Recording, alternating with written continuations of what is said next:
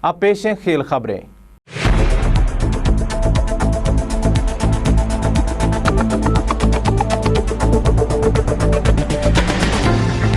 खेल की खबरों में सबसे पहले इंग्लैंड ने हिंदुस्तान के खिलाफ एक रोजा और T20 सीरीज के लिए 15 रुकनी अलग अलग टीम का ऐलान कर दिया है, जिसमें इयान मॉर्गन की बांग्लादेश के दौरे से दस्तबरदारी के बाद बतौर कप्तान वापसी हुई है। 30 साला मॉर्गन ने हाल ही में सिक्योरिटी खदशात के बायस बांग्लादेश के दौरे से दस्तबरदार होने का ऐलान किया था, जबकि ओपनिंग बल्लेबाज एलेक्स हेलिस को भी टीम में वापस शामिल किया गया है।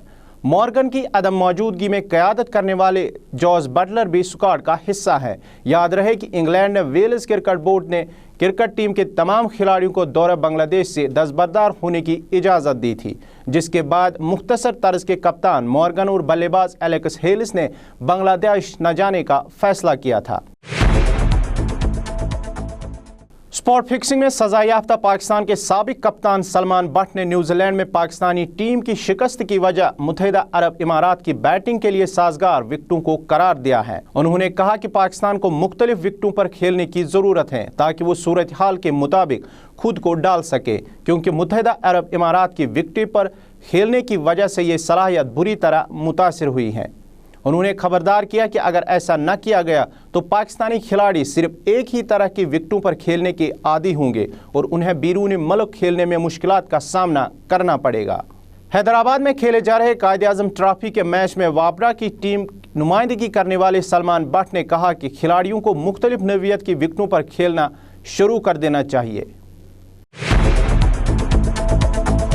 और वादिया कश्मीर से ये खबर, जनूबी कश्मीर के कस्बा त्राल से 10 किलोमीटर की दूरी पर वाक़ा गढ़पुरा गांव से ताल्लुक़ रखने वाले जिस्मानी तौर नाखेज सिख नौजवान ने शतरंज में अपना नाम कमाकर एक खासा मकाम हासिल किया है। राजेंद्र सिंह नामी नौजवान की जिंदगी में अगरचे खुशियां ही खुशियां थी, ताहम सड़क के दिलदोज हादसे ने राजेंद्र सिंह नामी नौजवान को जिस्मानी तौर नाखेज बना दिया था, जिसकी वजह से राजेंद्र के सपने चकनाचूर हो गए।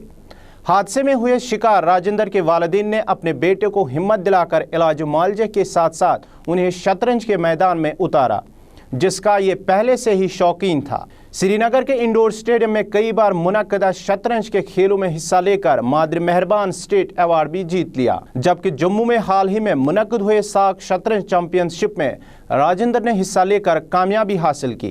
राजेंद्र का कहना है कि उन्हें रियासती सरकार या किसी रजाकार तंजीम की तरफ से अगर माली इमदाद फराहम की जाती तो शायद जिस्मानी तौर नाखेज नौजवान रियासत के साथ साथ मुल्क का भी नाम रोशन ज़रूर करेगा। इसको हो गए मुझे 2011 से।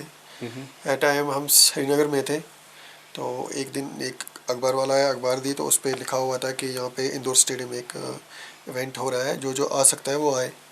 और मैंने सोचा कि यहाँ पे तो स्पाइनल कॉर्ड इंजरी की है और ये वाली जो गेम है ये आसान है, मतलब मेरे लिए इसके लिए कोई इतना मतलब ये नहीं है। तो उसके बाद फिर मैंने हमारा फिर 2014 में सैलाब से पहले हमारा ये डिस्ट्रिक्ट हुआ था, 15 में स्टेट हुआ। उसके बाद हालत यहाँ पे ख़राब हुए तो उनके बीच में हमारा एक इवेंट आ गया हारक इंटरनेशनल, तो वो जम्मू में था। तो वहाँ पे हमारा इवेंट हुआ, वहाँ पे मैंने मतलब 2-3 गेम जीती और कुछ हारी, क्योंकि हमारे जो यहाँ पर है कश्मीर में स्पोर्ट्स के लिए है नहीं है कुछ, क्योंकि हमारे लिए मतलब एक कोचेस होने चाहिए और वो वाली जो फैसिलिटीज़ हैं वो नहीं है हमारे पास। अब पेश है मौसम से मुतल्लिक जानकारी दे रहे हैं मेरे साथी साहिल भट्ट।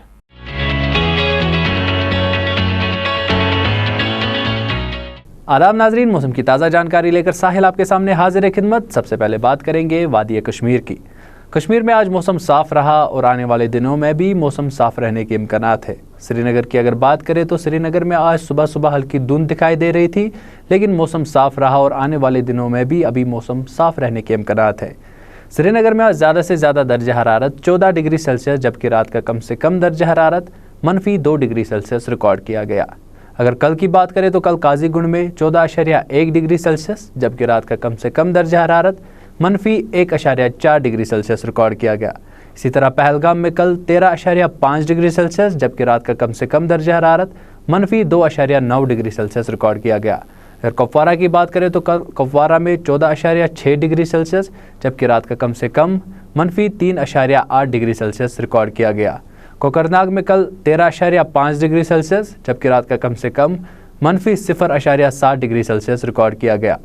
अगर गुलमर्ग की बात करें तो कल गुलमर्ग में 12.2 डिग्री सेल्सियस जबकि रात का कम से कम 1.5 डिग्री सेल्सियस रिकॉर्ड किया गया। नाजरीन, अब रुख करते हैं जम्मू की ओर।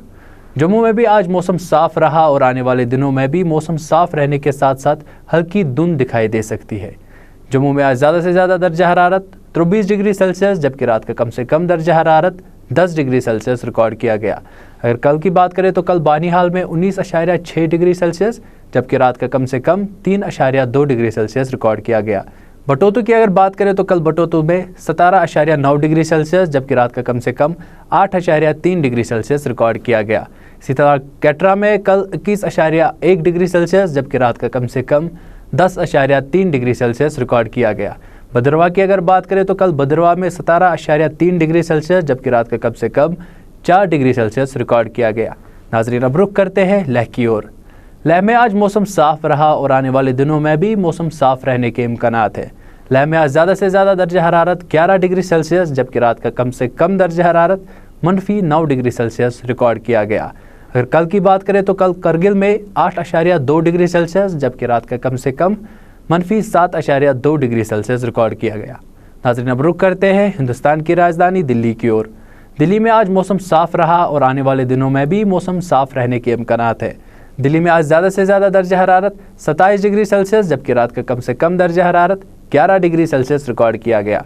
नाज़रीन, ये थी अभी तक की मौसम की ताज़ा जानकारी। वापस चलते हैं न्यूज़ रूम।